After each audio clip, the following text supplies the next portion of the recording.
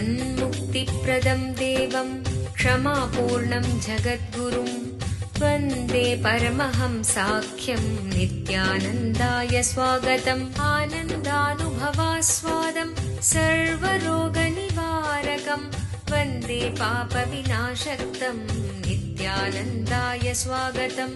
नित्यमुक्तं निर्विकल्पं ध्यानलोकप्रदीपकं वन्दे शान्तमयं बन्धं नित्यानन्दाय स्वागतम्। பரமஹம்ச நித்யானந்தர் ஓர் வாழும் அவதார புருஷர். பிறப்பிலிருந்தே ஞானத்தை, ஞான சக்தியை வெளிப்படுத்திய பிறவி யோகி. 500க்கும் மேற்பட்ட புத்தகங்களை 27 மொழிகளில் அருளிய எழுத்தாளர். 8000 மணி நேரத்திற்கும் மேல் ஞான கருத்துக்களை மொழிந்துள்ள அரிய பேச்சாளர். ஆயிரக்கணக்கானவர்களுக்கு உணவு, மருத்துவம், கல்வி, ஆன்மீகம் போன்ற துறைகளில் ஒப்பற்ற சேவை செய்து வரும் சமூக சேவகர். லட்சக்கணக்கானவர்களுக்கு தலைவலி முதல் கேன்சர் வரை தனது தியான சக்தியால் தீர்த்து வைத்த தியான சிகிச்சையாளர். லட்சக்கணக்கான மக்களுக்கு உடல் நலம், மனவளம் ஆகியவற்றிற்கான கிரியைகளை வகுத்து தரும் கிரியா யோகி.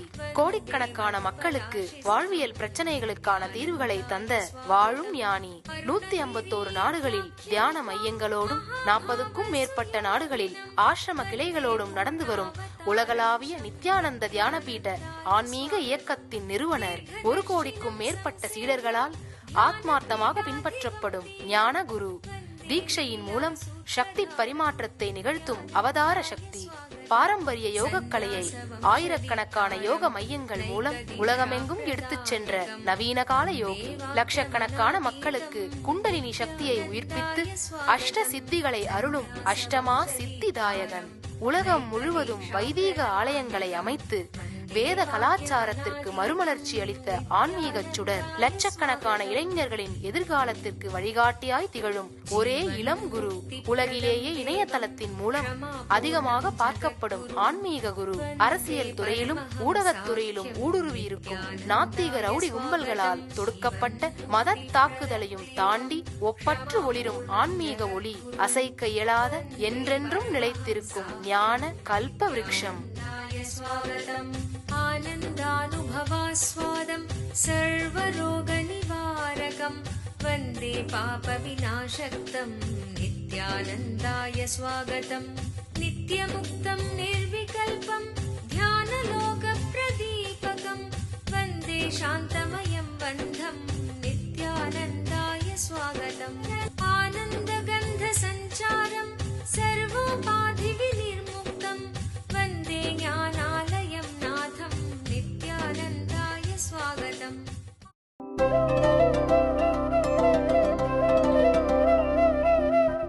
மக்களோட விளையாடினா அது அரசியல், கடவுளிடம் சரணடைந்தால் அது ஆன்மீகம். நான் மக்களோட விளையாடுற விளையாட்ட மகேசனோடு விளையாடுவதற்கு பிரம்மா முயற்சி செய்கிறார். அங்கதான் பிரச்சனை ஆரம்பிக்குது. தாழம்பூவை வைத்துக் கொண்டு உன் தலையை கண்டு விட்டேன்னு பிரம்மா விளையாடுறாரு. இப்ப என்னால தெளிவா நினைச்சு பார்க்க முடியாது சிவன் எவ்வளவு அழகா மெலீசா சிரிச்சிருப்பாரு. சத்தம் போட்டு கூட சிரிச்சிருக்க மாட்டாரு. ரொம்ப மென்மையான புன்னகை வெளியிட்டு இருப்பாரு. அந்த புன்னகையை பார்த்த மாத்திரத்திலேயே பிரம்மனுக்கு அடி வயிறு நடுநடுங்கி விடுகிறது, குலை நடுங்கி விடுகிறது. ஏன்னா அசத்தியத்திற்கு உரிய அந்த வீக்னஸ், பலவீனம் பிரம்மாவிற்குள் இருந்தது. நடுநடுங்கி போய்விடுகிறார். ஈஸ்வரன் உடனே சொல்றாரு, பொய் சொன்ன காரணத்தினால் இன்றிலிருந்து பூவுலகில் உனக்கு வழிபாடு இல்லாமல் போகட்டும்னு சொல்லிடுறார். அதனாலதான் எங்கும் பிரம்மா வழிபடப்படுவதில்லை. ஆலயங்கள் அனைத்தும் விஷ்ணுவுக்கும் ஈஸ்வரனுக்கும் மாத்திரமே சமைக்கப்படுகின்றது. பிரம்மாவிற்கு வழிபாடு கிடையாது. தாழம்பூவை பார்த்து இதற்கு மேல் நீ எனக்கு என்னுடைய பூஜைக்கு உபயோகப்பட மாட்டாய்ன்னு சொல்லிடுறாரு. தாழம்பூ ஈஸ்வர பூஜைக்கு, சிவ பூஜைக்கு உபயோகப்படுவதில்லை. சித்து விளையாட்டுக்கள் ஞானத்திற்கு உபயோகப்படுவதில்லை. வித்தைகள் ஞானத்திற்கு உபயோகப்படுவதில்லை. விஷ்ணு சரணடைந்த காரணத்தினாலே அவருக்கு சத்தியத்தை விளக்கி அவருக்கு ஆனந்தத்தை அளிக்கிறார். அருமையான கதை. பணத்தாலும் புத்தியினாலும் ஞானத்தை அடைய முடியாது. கீழ்நோக்கி போறது தமஸ், மேல் நோக்கி போறது ரஜஸ். இந்த ரெண்டாலும் சத்துவத்தை, நித்தியானந்த நிலையை உணர முடியாது. சத்தியம் ரஜோகுணத்தையும் தமோகுணத்தையும் தாண்டியது. இந்த சத்தியத்தை தான் ஈஸ்வரன் இந்த இனிமையான கதையின் மூலமாக நமக்கு உணர வைக்கின்றார். அது நடந்தது. ஈஸ்வரன் அந்த ஜோதி பிழம்பாக வெளிப்பட்டு இந்த லீலையை நடத்தி மலை உருவாக நிலை பெற்றதுதான் அண்ணாமலை. அதுதான் அருணாச்சலம்னு வழிபடுறோம். அதான் ரமண மகரிஷி சொல்றாரு, பிரபஞ்சத்தின் ஆன்மீக இதயம் அண்ணாமலை. குறை பிரசவம் நடந்தா குழந்தைகளுக்கு அதுக்கு தேவையான உணவு, காற்று, தட்பவெப்ப நிலை இதெல்லாம் கொடுக்கறதுக்காக இன்குபேட்டர்ல வைப்பாங்க. இன்குபேட்டர்னு ஒரு கருவி அதில் வச்சிருந்தாங்கன்னா அந்த குழந்தையோட சுவாசம், பிராணன், உணவு எல்லாத்தையும் மெயின்டைன் பண்ண முடியும், காப்பாற்ற முடியும். இப்படி குழந்தைக்கு இன்குபேட்டர் எல்லாவற்றையும் கொடுத்து முழுமையாக்குகிறதோ அந்த மாதிரி ஒரு ஞானி பூமியில இறங்கிறதுக்கான ஸ்பிரிச்சுவல் இன்குபேட்டர் அருணாச்சலம். ரொம்ப அழகா நமது முன்னோர்கள் பாடுகிறார்கள். ஆதி நடம் ஆடுமலை அன்றிருவர் தேடுமலை, ஜோதி ஆடரவம் சூழுமலை, நீதி தழைக்குமலை, ஞானத்த போதனதை வாவென்று அழைக்கும் மலை. எங்க இருந்தாலும் பிரபஞ்சத்திலே பிரம்மாண்டத்திலே எந்த மூலைகள் ஞானிகள் மறைந்து கொண்டிருந்தாலும், ஞானிகள் இருந்தாலும் அவர்களை பிடித்து இழுத்து வாவென்று அழைக்கும் மலை. திருவண்ணாமலை நித்யானந்த தியான பீடத்தில் பிப்ரவரி 20, 2012 மகா சிவராத்திரி திருநாளன்று கல்பத்தரு முழுநாள் தியான அனுபவ முகாம். உங்களின் எண்ணங்களை நிஜமாக்குவதற்கான சக்தியை தரும் ஒரு நாள் தியான அனுபவ முகாம். மகா சிவராத்திரி திருநாளன்று கல்பத்தருவில் வாழும் ஞானியிடமிருந்து பெறும் தீட்சை உடலிற்கு ஆரோக்கியத்தை அளித்து, மனதிற்கு தெளிவை அளித்து, உங்களுக்குள் இருக்கும் குண்டலினி சக்தியை உயிர்ப்பித்து உங்கள் வாழ்வில் எல்லா வளங்களையும் அருள்கிறது. கல்பத்தரு தியான முகாம் நடைபெறும் இடம் நித்யானந்த தியான பீடம், கிரிவலப்பாதை, திருவண்ணாமலை. தொலைபேசி எண்கள் 7200003311, 7200003322. தொலைக்காட்சி நிலையங்கள்ல எல்லா ப்ரோக்ராம்ஸும் ரிலே பண்றாங்க. சேட்டலைட் மூலமாக ரிலே பண்றாங்க, பல விதமா ரிலே பண்றாங்க. உங்க வீட்டில் டிவி இருந்தா தான் அந்த நிகழ்ச்சிகளை, அந்த அலைகளை ஈர்த்து நிகழ்ச்சியை பார்க்க முடியும். இந்த மாதிரி பிரபஞ்சத்திலே ஆயிரக்கணக்கான ஞானமடைந்த சித்தர்களும் ரிஷிகளும் ஞானிகளும் இருக்கின்றார்கள். ஆனா பூமியில ஏதாவது ஒரு ரிசீவர் இருந்தா தான் அவர்களை பிடித்து இழுத்து இந்த பிரபஞ்சத்திற்கு மிகப்பெரிய ஆசியான ஞானியின் சாநித்தியத்தை அளிக்க முடியும். அதனால நமது முன்னோர்கள் ரிஷிகளும் ஞானிகளும் இந்த பூலகத்திலே அமைத்து வைத்த ஞானிகளை பிடித்து ஈர்க்கின்ற ரிசீவர் தான் அருணாச்சலம். மீண்டும் மீண்டும் மீண்டும் பிடித்து இழுத்து கொண்டே இருக்கும். இழுத்து அவர்களை பிரபஞ்சத்திற்கு அளித்துக் கொண்டே இருக்கும். அதனாலதான் 1000 ஆண்டுகளாக வாழையடி வாழையென அறுபடாத ஞான பரம்பரை அண்ணாமலை ஞான பரம்பரை. எது மறைந்தாலும் எது இல்லாமல் போனாலும் அந்த ஞான பரம்பரை, அண்ணாமலையானின் ஞான பரம்பரை அறுபடவே இல்லை, அறுபடவும் விடாது. பிரபஞ்சத்திற்கு ஞானியின் வடிவிலே வெளிப்பட்டு கொண்டே இருக்கின்றான் ஈசன். அண்ணாமலை என் ஆன்மா. நம்ம எல்லாருக்குள்ளேயும் அந்த அண்ணாமலை என் ஆன்மா அப்படிங்கிற உணர்வும் சத்தியமும் இருந்து கொண்டே இருக்கிறது. பிரம்மாண்டத்திலே நடந்த பிரபஞ்ச வெடிப்பு தான் அண்ணாமலை, பிண்டாண்டத்திலே நடக்கின்ற வெடிப்பு தான் ஆன்மா. இந்த இரண்டும் ஒன்றே. பிண்டாண்டத்தில் நடக்கின்ற இந்த வெடிப்பை ஆழ்ந்து வாருங்கள். இந்த வெடிப்பு நடக்கின்ற சக்தி நிறைந்ததும் சக்தி அற்றதுமான அந்த மையத்தை உணருங்கள்.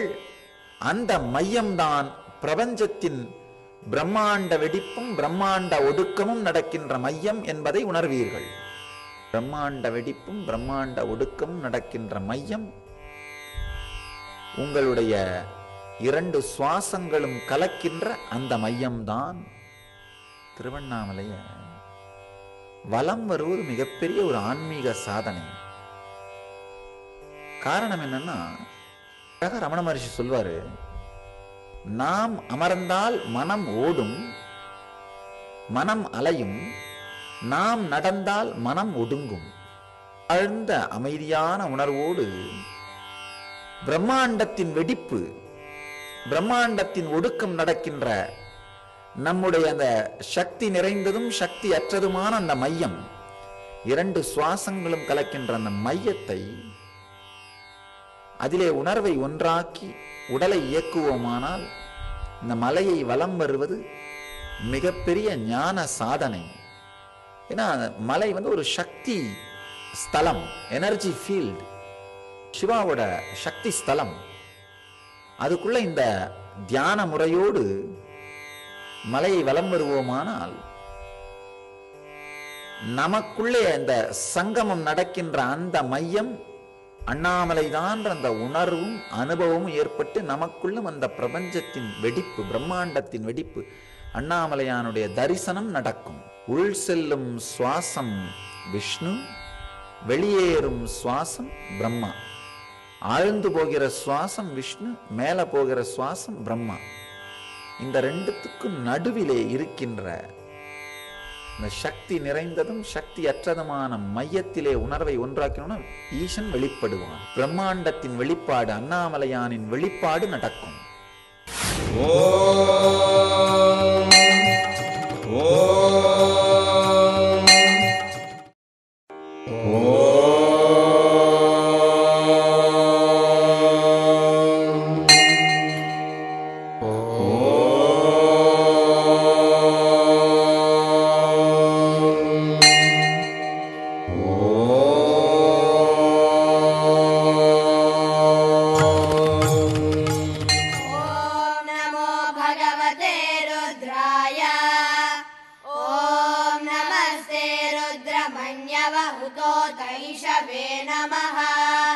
नमस्ते अस्तु धन्वने बाहुभ्यामुतते नमः। या तैषु शिवतमा शिवं बभूव ते धनुः शिवा शरव्याया तव तया नो रुद्रमृळया या ते திருவண்ணாமலை மலை ரிசீவர் அருகாமையில் உட்கார்ந்து நம்ம கையில் இருக்கிற ரிமோட்டை இயக்கணும்னா சரியா தெரிய வேண்டிய ஞான காட்சி தெரிந்துவிடும். நம்ம கையில் இருக்கிற ரிமோட்டை இயக்கிறது தான் இந்த தியான நுட்பத்துக்குள்ளே செல்லுதல். இந்த தியான நுட்பத்துக்குள்ள செல்லுவது நம்முடைய ரிமோட்டை இயக்கி நம்மளை தயார் பண்ற மாதிரி. இயற்கையிலேயே அந்த பிரபஞ்ச வெடிப்பு நமக்குள் நடந்துவிடும், நமக்குள் அது மலர்ந்து விடும். ரமண மகர்ஷி ரொம்ப அழகா சொல்வாரு, ஒரு கோலை நட்டு ஒரு மாட்டை கயிற்றின் மூலமாக அந்த கோல்ல கட்டி வச்சோம்னா அந்த மாடு அந்த கோலை சுத்தி சுத்தி சுத்தி வந்தா அந்த கயிறு அந்த கோலிலே சுத்தி கொண்டு மாடு அலைவது நின்றுவிடும், மாடு இயங்குவது நின்றுவிடும். இந்த கோல் திரும்ப திரும்ப அந்த கோல்ல அந்த கயிறு சுத்தினா என்ன ஆகும்? கயிற்றினுடைய அளவு குறைந்து மாடு அமைதியா உட்கார்ந்தாகணும். அந்த மாதிரிதான் நம்முடைய மனமா ஒரு அண்ணாமலையான் மேல் வைத்துவிட்டு மலையை சுற்றி சுற்றி வர அந்த மனம் அலைகின்ற அந்த மனத்தினுடைய கயிற்றினுடைய அளவும் குறைந்து அடங்கி ஒடுங்கி விடும். அழகான உதாரணம்.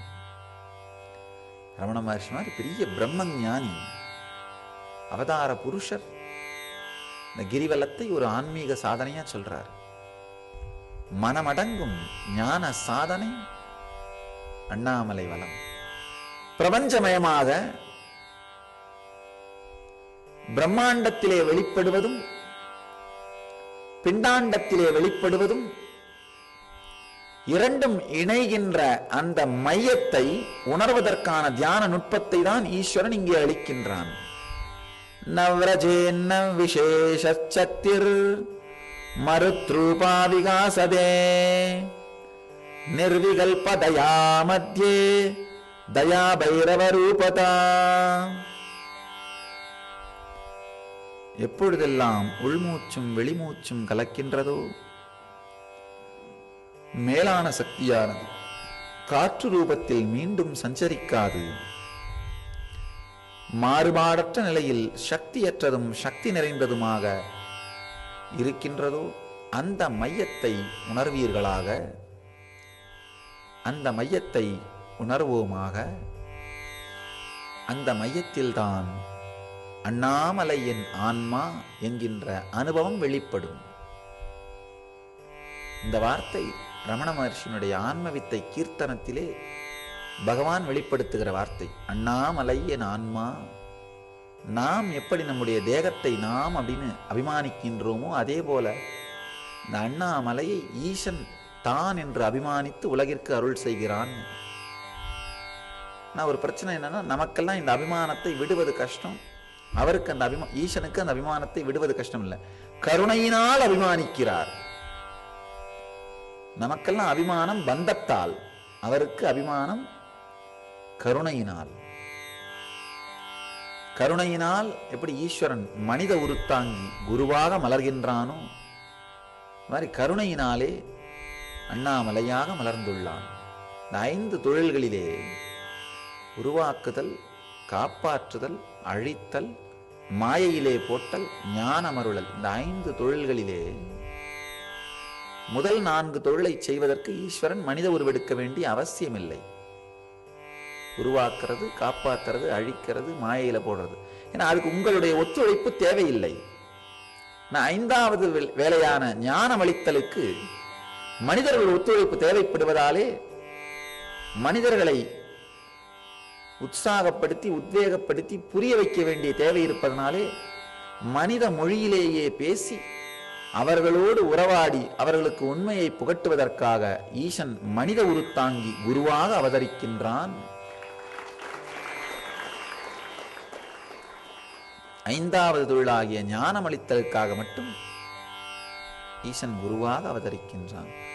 குரு சரீரத்தை, ஞானமடைந்த ஞானிகளின் சரீரத்தை தான் என்று அபிமானித்து தன்னை இந்த சரீரத்தின் மூலம் வெளிப்படுத்துகிறான். அதுபோலதான் அண்ணாமலை.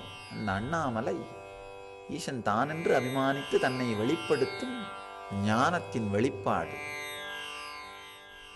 ஞானத்தின் சக்தி, ஞானத்தின் முழுமை. ஆலயத்தையோ ஸ்தலத்தையோ ஆழ்ந்து பார்த்தீர்களானால் இந்த சத்தியமே எல்லா இடத்திலும் வெளிப்படுத்தப்படும். இந்த சத்தியத்தை தான் மீண்டும் மீண்டும் மீண்டும் பல்வேறு நிலையிலும் வெளிப்படுத்தி கொண்டிருப்பார்கள். அன்னையே பவழக்குண்டில் வந்தமர்ந்து தவம் இயற்றி ஈசனின் இடப்பாகம் பெற்றாள். அது ஒரு ஆழமான ஒரு சத்தியம் இருக்கு. அதுல தந்திர சாஸ்திரத்திலே சொல்வார்கள், நாம எல்லாருமே பாதி ஆண் பாதி பெண். இன்றைய உடலியல் வல்லுநர்களும் அதை ஏற்றுக்கொள்கிறார்கள். நம்ம எல்லாருமே பாதி ஆண் பாதி பெண், ஒரே ஒரு லைன் தான், இந்த பக்கமா அந்த பக்கமாங்கிறது. ஆனா பெரிய கொடுமை, சமூகம் நம்மை ஆண் அல்லது பெண் அப்படின்னு முத்திர குத்திருது. அப்ப என்ன ஆகும்? ஒரு பாவனை, ஒரு டைமென்ஷன், ஒரு பரிமாணம் மட்டும்தான் நமக்குள்ள வளர அனுமதிக்கப்படுகிறது. ஆண் அழுவதற்கும் கருணையோடு வெளிப்படுத்துவதற்கும் தாய்மை குணங்களை வெளிப்படுத்த அனுமதிக்கப்படுவதில்லை. பெண் அதே போல சமூகத்திலே ஆண் தன்மைகளை வெளிப்படுத்த அனுமதிக்கப்படுவதில்லை. சமூகம் நம்மளுக்கு ஒரு பேர் கொடுத்த உடனே நம்முடைய வெளிப்படுத்துகிற தன்மைகளையும் அது அடக்க துவங்கி விடுகிறது.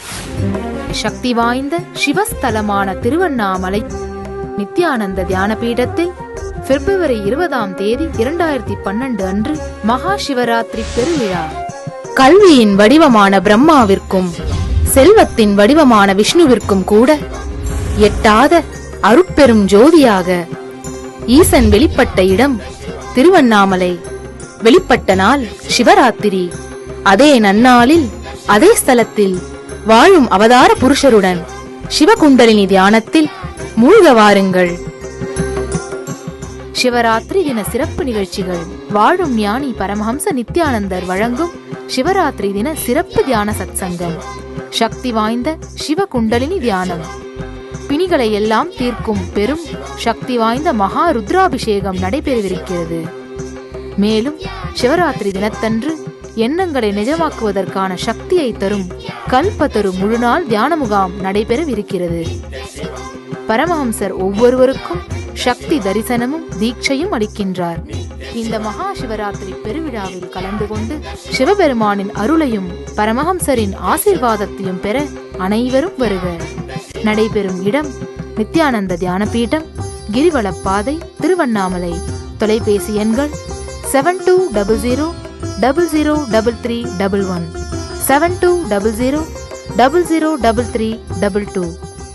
எந்த ஆண் தனக்குள் இருக்கும் பெண்மைத்தன்மையையும் உணர்ந்து இரண்டு தன்மைகளை முழுமையாக வெளிப்படுத்துகிறானோ அவன் ஞானியாகின்றான்.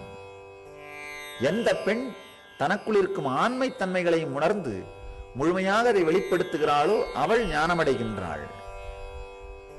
தனக்குள்ள இருக்கிற இரண்டு தன்மைகளையும் புரிந்து கொண்டு உணர்ந்து கொண்டு இரண்டு பரிமாணங்களையும் உள்வாங்கி வெளிப்படுத்துகின்ற அந்த கணமே அவர்கள் ஞானியாகி விடுகின்றார்கள். பராசக்தி ஆழ்ந்த தவமியற்றி தனக்குள் இருக்கும் ஈசனை உணர்ந்து தன்னுடைய இரண்டு பரிமாணங்களை முழுமையாக வெளிப்படுத்திய இடம் திருவண்ணாமலை. பெரிய ஒரு பட்டியலே வாசிக்கலாம். பௌர்ணமி என்று உணர்வு உச்ச நிலையில இருப்பதனால, உலகமே உச்ச உணர்வு இருக்கிறதுனால நீங்க பாத்தீங்கன்னா பௌர்ணமி அன்னைக்கு கடல் கொந்தளிக்கும். காரணம் சந்திரனுடைய ஆகர்ஷண சக்தி. கடல் நீர் கொந்தளிக்கும் பொழுது உங்களுடைய உணர்வெல்லாம் கூட கொந்தளிக்கும். ஏன்னா உங்க உடம்புல 80% கடல் நீர் தான். அதனாலதான் ஆங்கிலத்தில் 2 வார்த்தை உண்டு, லூனார் லுனாட்டிக்னு. கடல் நீர் கொந்தளிக்கும் போது உங்களுடைய உணர்வும் கொந்தளிச்சா சந்திரனுடைய இயக்கத்திற்கு ஏற்றார் போல உங்களுடைய மனமும் மாறுச்சுன்னா அதாவது லுனாட்டிக்னு சொல்றது. நம்ம ஊர்ல எல்லாம் சொல்லுவோம் இன்னைக்கு அமாவாசை, அதனாலதான் ஓவரா கத்திட்டு இருக்காரு, விட்டுறப்பான்னுவோம். சும்மா இல்ல, அதுல ஏதோ ஒரு பெரிய அர்த்தம் இருக்கு. இன்னைக்கு பௌர்ணமி அப்படித்தான் கத்திட்டு இருக்கும், பேசாத விட்டுருப்பா அப்படின்னுவோம். ஏன்னா உங்க உடம்புலயும் 85% உப்பு நீர். கடல் கொந்தளிக்கும் போது இதுவும் கொந்தளிக்கும். கெட்டதுக்கும் அந்த கொந்தளிக்கிறது கெட்டதை ஜாஸ்தி ஆக்கிடும், நல்ல விஷயமா இருந்தாலும் அந்த கொந்தளிக்கிறது நல்லதை ஆழமாக்கிடும். அதனாலதான் பௌர்ணமி நாளிலே நல்ல விஷயங்களை செய்ய வேண்டும் சொல்றது. பௌர்ணமி நாளில் கிரிவலம் வரணும்னு சொல்றது அதுக்காக தான். உங்களுடைய உடம்புல அந்த உப்பு தண்ணி கொந்தளிக்கும் பொழுது நல்ல நினைவுகளை நல்ல உணர்வுகளை அதில் பதிய வச்சிட்டிங்கன்னா அந்த மாதம் முழுவதும் அந்த நல்ல உணர்வுலேயே இருப்பீங்க. இல்லை பாதி பைத்தியமா இருந்தால் அந்த கொந்தளிக்கிற நேரத்தில் நான் பைத்தியகாரத்தனம் தான் கொந்தளிச்சு வரும். உள்ள என்ன இருக்கோ அதான் கொதிச்சு வெளியில வரும். ஒரு பானைய நெருப்புல ஏற்றி அடுப்புல ஏற்றி என்ன உள்ள போடுறீங்களோ அந்த தண்ணி கொதிக்கும் போது அந்த உள்ள போட்டதுதான் வெளியில வரும். அந்த மாதிரி உங்களுக்குள்ள என்ன நினைவுகள் இருக்கோ அதுதான் அந்த உடல் அந்த உப்பு நீர் கொந்தளிக்கும் போது மேல வரும். அதனாலதான் பௌர்ணமி அன்னைக்கு நல்ல விஷயங்களா உள்ள போடுறது. பௌர்ணமி அன்னைக்கு கிரிவலம் வர சொல்றது அதுக்காக தான். இந்த உச்சமான பௌர்ணமி தினத்திலே மாலை பொழுதிலே அன்னை தனக்குள் இந்த தியான நுட்பத்தின் உச்சமான அனுபூதியை உணர்கின்றாள். இந்த உணர்கின்ற தருணம் தான் ஜோதி ஸ்வரூபமாக பிரபஞ்ச வெடிப்பை அண்ணாமலையானை அன்னை உணர்கின்றாள். அந்த அனுபூதி தான் திருவண்ணாமலை கார்த்திகை தீபமாக கொண்டாடப்படுகின்றது. அதனாலதான் அந்த நேரத்தில் அந்த தீபம் ஏற்றின அந்த வினாடியே கோவிலுக்குள்ள அர்த்தநாரீஸ்வரர் காட்சி அளிப்பார். அதாவது அன்னை ஞானமடைந்த அனுபவத்தை விளக்குகிறார்கள். அன்னை பிரபஞ்ச வெடிப்பான அந்த அண்ணாமலையான ஈசனை ஜோதி பிழம்பை ஆன்ம ஒளியை உணர்கின்றாள். அந்த உணர்ந்த வினாடியே தனக்குள் இருக்கும் ஆண் பெண் 2 பரிமாணங்களை உணர்ந்து ஞானமடைகின்றாள். அடைந்து இரண்டையும் வெளிப்படுத்துகிறாள். அந்த தத்துவத்தை தான் மேலே தீப தரிசனம் தெரிந்த அந்த வினாடியே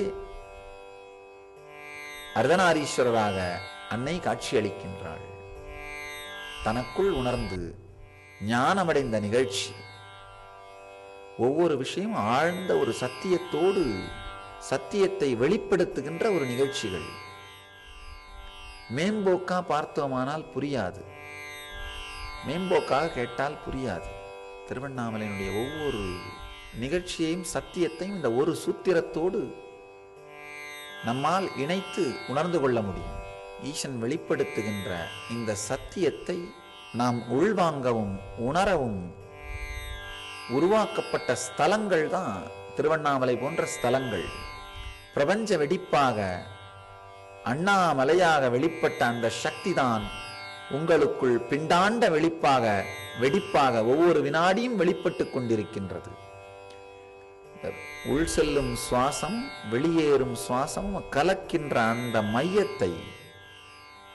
அந்த மையத்தை சக்தி இல்லாததும் சக்தி நிறைந்ததுமான அந்த மையத்தில் உங்கள் உணர்வை ஒன்றாக்குங்கள். உள்ள போன சுவாசம் வெளியில திரும்புற அந்த மையம் சக்தி நிறைந்ததாக இருக்கும். அப்படியே உணர்வு மொத்தமும் துடிக்கும். லைஃப் எனர்ஜியை நேரா தொட்டு பார்க்கலாம். வெளியில வர்ற சுவாசம் உள்ள திரும்புற இடம் காலியா ஒண்ணுமே இல்லாததாக வெறுமையா இருக்கும். மரணத்தை தொட்டு பார்க்கலாம். உள் செல்லும் சுவாசம் வெளி திரும்பும் பொழுது வாழ்க்கையை தொட முடியும். வெளிச்செல்லும் சுவாசம் உள் திரும்பும் பொழுது மரணத்தை தொட முடியும். இந்த இரண்டு மையத்திலும் உங்கள் உணர்வை ஒன்றாக்குவீர்களானால் பிரபஞ்ச வெடிப்பான பிரம்மாண்ட வெடிப்பையும் பிரம்மாண்ட ஒடுக்கத்தையும் நமக்குள்ளேயே அனுபூதியாக காண முடியும். உங்கள் எல்லோரையும் நித்யானந்தத்தில் நிறைந்து, நித்யானந்தத்தில் மலர்ந்து, நித்யானந்தத்தில் கரைந்து, நித்யானந்தமாகிட ஆசீர்வதிக்கின்றேன். நன்றி. ஆனந்தமாக இருங்கள். நித்யானந்த தியானபீடம், நித்யானந்தபுரி ஆஃப் மைசூர் ரோடு, விடுதி, பெங்களூர். 9742203311 08027202084.